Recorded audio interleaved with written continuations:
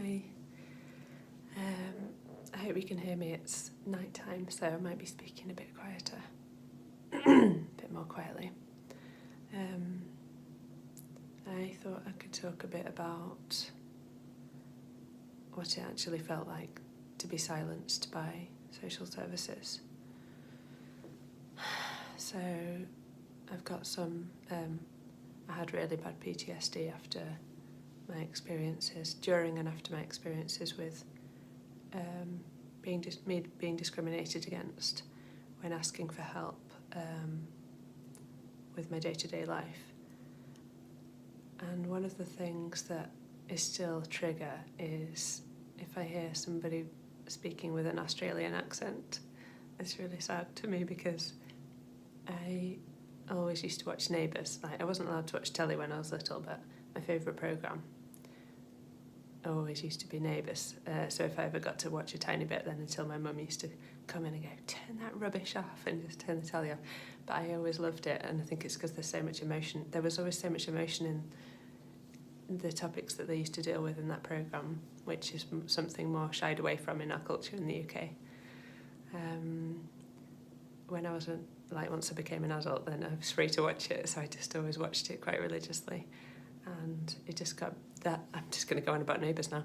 It got better and better towards the end until Channel 5 sold it eventually. But those last few weeks were so amazing, and Hendrik dying. Oh my goodness! I just thought it was amazing. There was so much really heartfelt acting in there. But when I hear an Australian accent now, and that had finished, I think, before this happened, or had it? I don't know, because it reminds me of one of the evil social workers. She was kind of like the one that started it all going in the wrong direction, in a sense, because she was the children's social worker. She really harmed them, you know. That role, they're supposed to protect children, surely. I haven't looked at what the role entails, but I'm guessing that they're supposed to protect children, and she definitely did the opposite of that to my children and me. When she first met me, she asked me something about my disabilities, and then she just went off on this kind of crazy, I'm not using that word lightly, by the way. She went off making up all this. She seemed to have a really extreme imagination, and I've actually heard this from other people who, not from other people, but through some higher authorities who have heard about the same social worker through other families who are looking for support, that she's behaved this way, obviously because it's a personality issue that she seems to have, which is sort of getting a little glimpse of an idea. That's not the right word, but getting a little idea and then just running off in a totally different direction with it. So with me, I was asking for help because I couldn't lift the baby. When he was born, I knew I wasn't going to be able to lift him because of my shoulder injury. And it turned out that I found out later that she'd more or less decided at the beginning when she met me that it wasn't true and that I've got a mental health problem. But so because she had this idea, then everything she saw, or she didn't ask me things. That's another thing, really. She never asked me things. So later on, when I started getting notes, and because they never used to give me notes, they never used to give me any minutes from anything, because there were so many meetings, I had to turn up. Everyone used to go blah blah blah, like I said, but they never gave me any minutes. And then later on, eventually, when I did get any paperwork, then I found out what she was really thinking, and it was so bad. It was so evil. It was just really awful. And she'd made up all kind of things, and just basically kind of put 2 and 2 together and got 3,000 and stuff like that. She was really all over the place. So she decided at the beginning that no, I wasn't disabled, I was mentally ill. And by the way, this is something I used to discuss with one of my carers, because I had carers at the time, during some of this time, that even if I was mentally ill, that's not a reason not to help me, because she always used that as a reason that I shouldn't have help. According to her, I shouldn't get support because it wasn't a physical problem, it was a mental health problem. How does that make sense?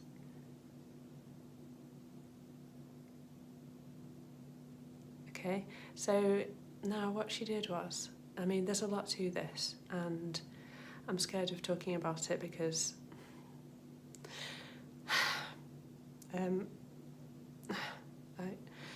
so many reasons. Well, basically, I suppose the long and short of it is that my power was completely diminished to zero in that relationship, and I ended up really suffering because of her and her actions and what she said to other people, and then it was like the whole system went against me for a long time. Everything got blocked, so I got blocked off from asking for help. After a while, I just couldn't even, like my email addresses got blocked by the council. That's how ridiculous it is. And it was all like things that they'd projected back onto me. So whenever I'd brought something up of like, in my kind of hesitant way, but trying to be more assertive because I was still learning to speak, that it would be thrown back at me as if I'd done something, even though I was just the one asking for what I was entitled to.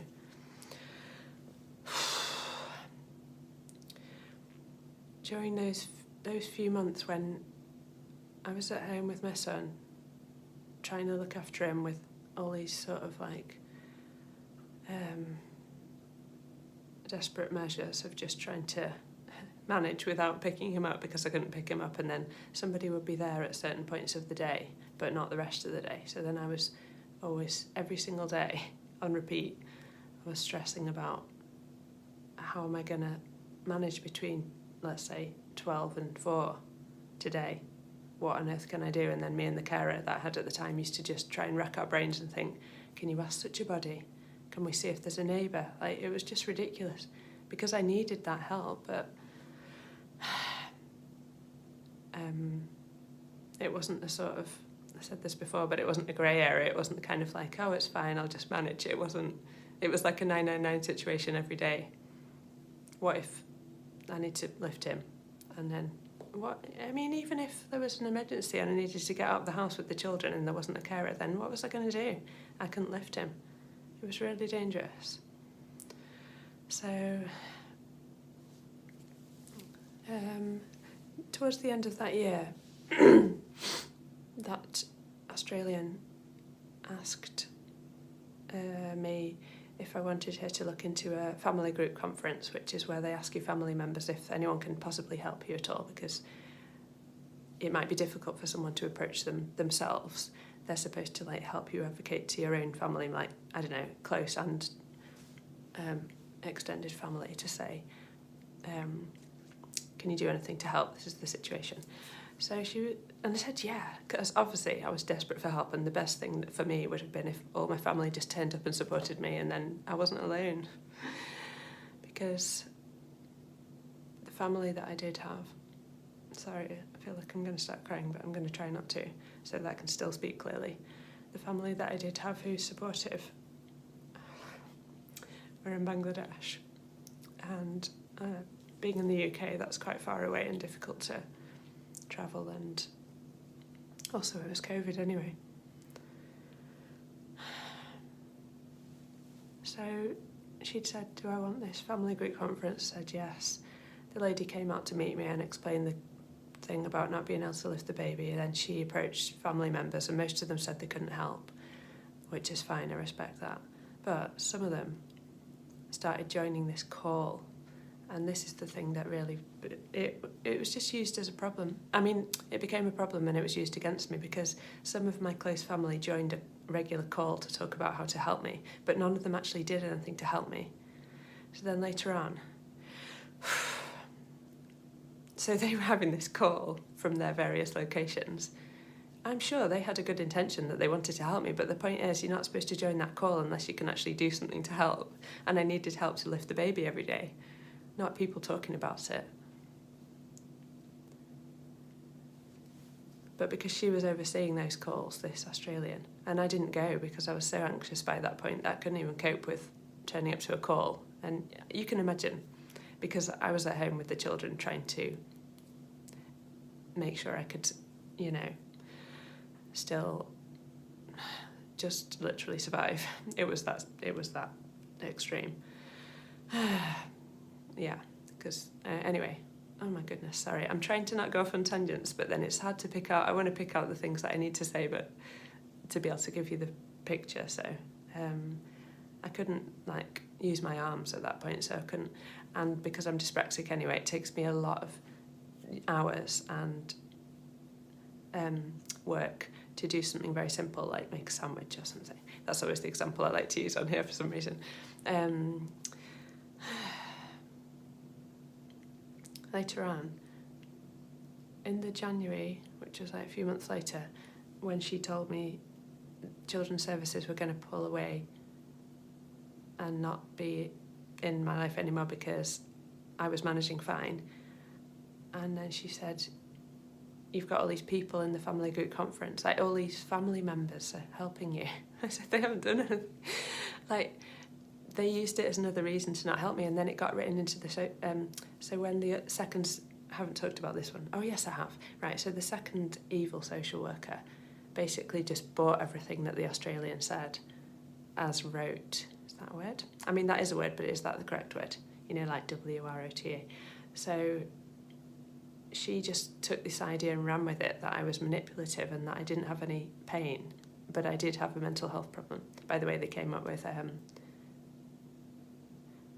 actually, I don't know if she wrote this, but I think she said it, the Australian, she thought I had bipolar.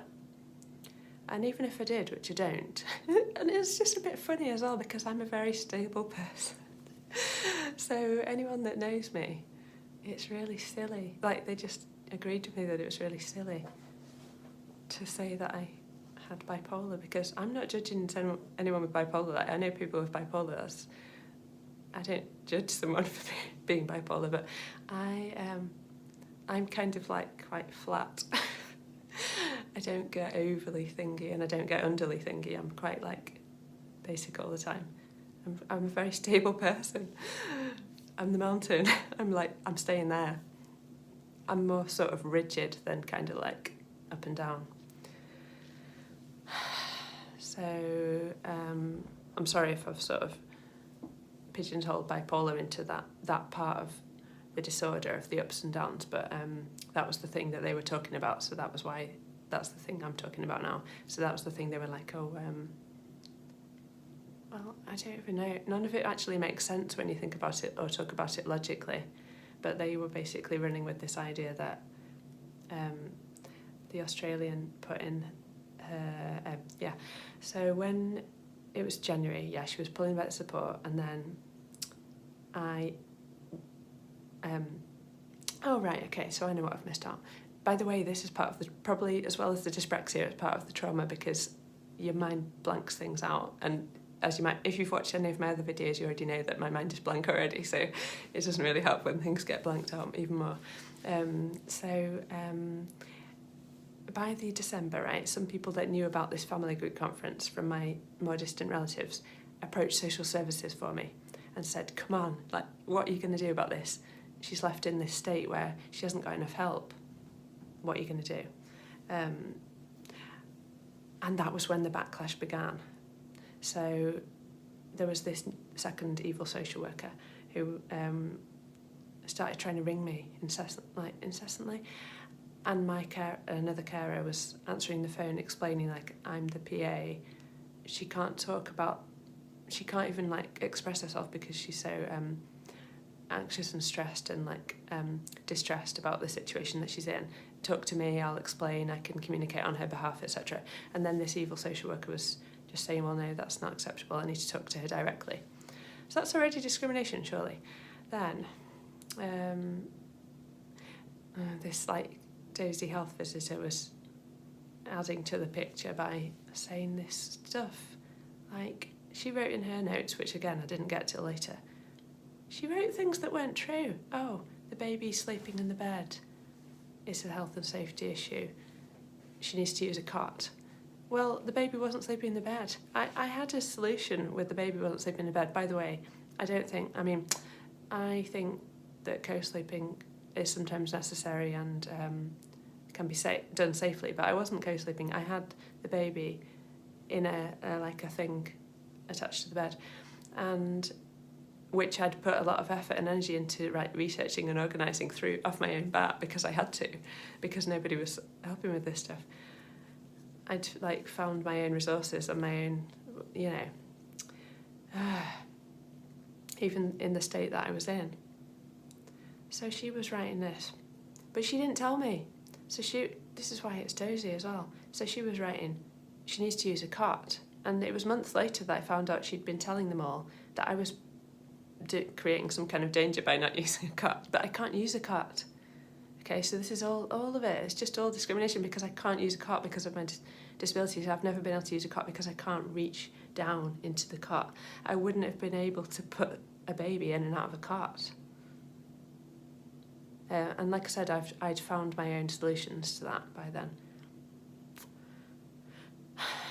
At a lot of expense of, you know, my own resources, which I so desperately needed because I couldn't even like prepare my own meals and stuff. And you know, when you're breastfeeding, you have to eat more. I've got a fast metabolism, so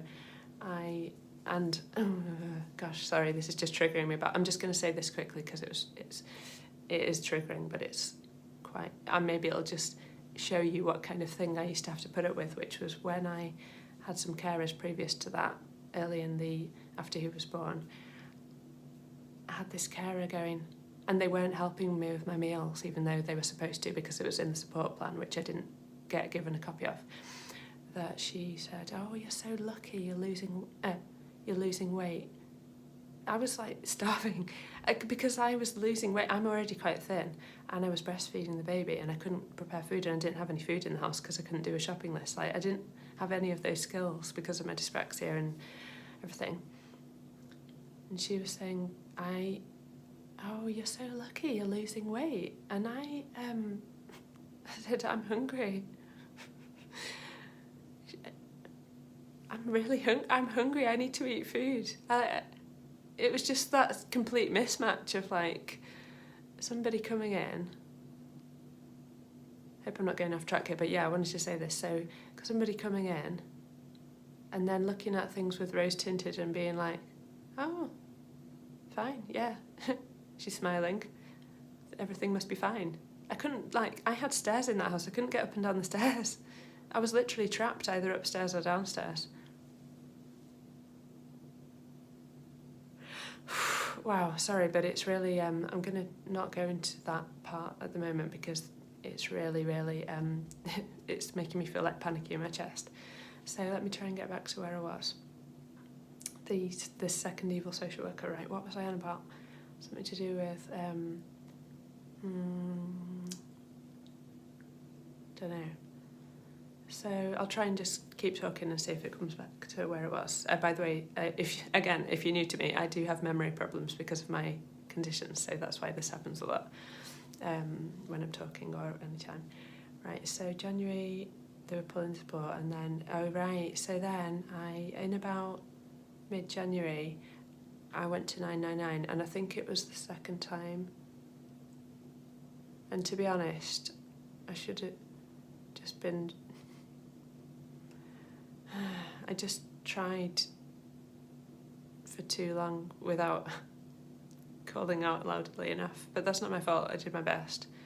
So when I did call 999, I told them like they're pulling this support and I literally can't look after the baby and I don't know what to do. And I like sort of sent myself for a mental health assessment in our local place to talk to them to like explain the situation and how it was affecting my mental health, that they didn't believe me about my health conditions and they weren't helping me. And then when this Australian found out, because it was over a weekend, this was a majorly Darvo moment, that she said that it was a premeditated. Can you imagine calling a 999 call premeditated? Because it makes it sound like I was like literally attacking somebody, whereas I was actually asking for help because I was so desperate because of their inactions. She said it was a premeditated thing that I called 999 and that I was manipulative, and then she reported me. She spoke to her manager about this, who I also had some brief dealings with, and that was very Darvo as well, by the way, just afterwards. She reported me for neglecting my children. And I'm the last person on the planet, I promise you, 1,000,000 times over. I'm the least neglectful person in the world. Okay, no, sorry, I can't promise that literally. But what I'm trying to say is that I'm really, really the opposite of that. Because of my experience with CEN and growing up as dyspraxic, I'm extremely attentive to other people and their needs. And then when it comes to my children or anyone who's sort of helpless, so children fall into that category, a baby or something, I'm so attentive that I can't even just go to the toilet because I don't want to not make sure that the baby has any chance of like being on the edge of the bed or like this. I'm so extreme about this that reporting me for neglect is just a complete joke, but it wasn't because she actually did it. And then she changed it later because it was just so ridiculous. That was the only time that neglect got mentioned, but that was like the excuse she used to report me. So they levelled it up to child protection. And they didn't follow any of the procedures they're supposed to follow after that point. So they're supposed to do, and I have a friend who knows about this kind of thing, and she was down in London and she was telling me, right, they're supposed to do this, they're supposed to do that. I was also able to contact 2 support lines to do with like family support of people going through that situation at the time. Oh, if I could remember the name of one of them, I would definitely recommend and mention it here. It was Family something. Sorry about that. If I can find it at a later date, then maybe I can just add it in the description because they were just, oh my goodness. You know when something just saves your life and you just always remember it? The advisor on that helpline was really brilliant. And it was a free, I think it was a charity. It was a free thing that I accessed. Alhamdulillah. She didn't give me any paperwork about why I'd been reported. This all came later. And they just left me hanging with it for about 3 weeks, and they're supposed to do something within a certain time frame because they were saying that I put the children in danger. It's just so stupid because it's just so untrue. It was completely the opposite of that. What? Sorry, I just suddenly realised it's going to be prayer time in a minute because that's why I thought, I'm awake in the night time. It's not prayer time quite yet. It's okay, I've got a little bit longer because the prayer time has a certain period of time. It doesn't just sort of like start and end. So, right.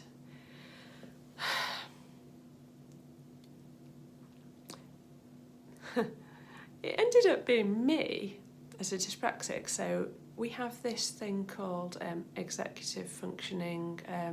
We have problems with executive functioning. So we have problems with, and when I say problems, I mean sometimes we just cannot do this stuff, which is often the case with me, like how to organise something, how to think it through, how to organise it, how to plan it out, when to do it. That's not all of it, but that's an overview. And yet, I was the one chasing up her, like, aren't you supposed to have given me this paperwork? Like, I hadn't clicked yet that she was the one causing this whole problem. I was almost like trying to support her through this process of discriminating against me. So bizarre, isn't it?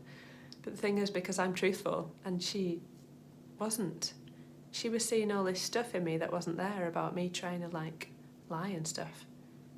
That's part of the projection of it, of her like, I don't know, psyche onto mine or something really psychological. So it's very creepy. But it's not when you find out that it's actually a pattern that people do. And it's really common. That's worrying but true. So when I find... I don't know if I can say this, but I want to try and say this because it's quite traumatising. I mean, it's not traumatising. It was like... it's like making me shake thinking about it. So on like 3 weeks or so after she'd reported me, and they have this kind of initial meeting where they invite the police and everything. And I mentioned this in my last video where they had somebody from the school even saying something random about me that was made up. Like it was just, but I didn't know about that straight away. I could just feel something was wrong, you know, and I wasn't being really told, and I still wasn't being helped either with the things I needed help with, looking after the children.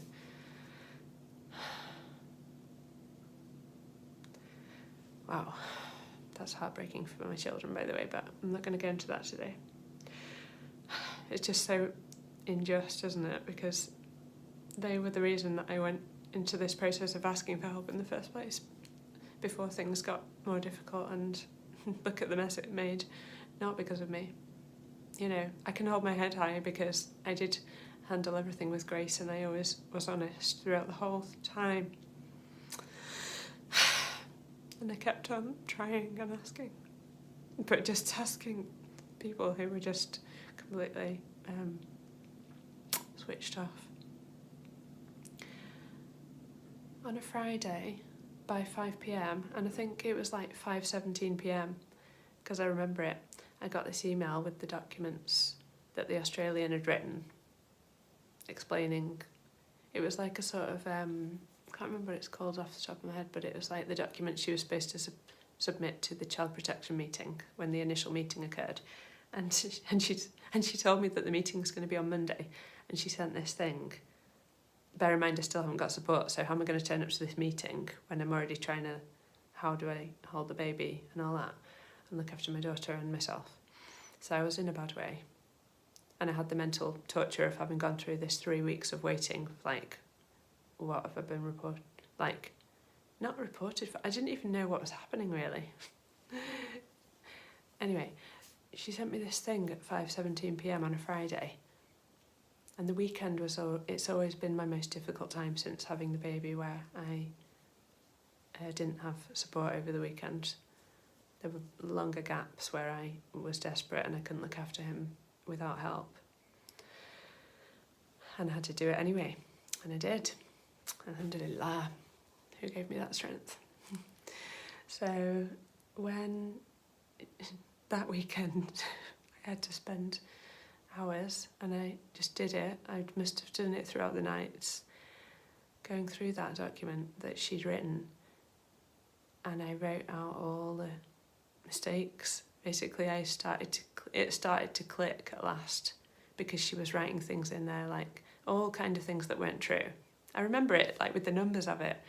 I wrote this email during that weekend back to her, and there were 38 points of just misinformation in there, which she'd just written these things, and like I said, it was just out of her imagination. Like, she'd taken this thing that she'd either not asked me about, or she'd imagined it, and then she'd run with it and then made up this whole story about it.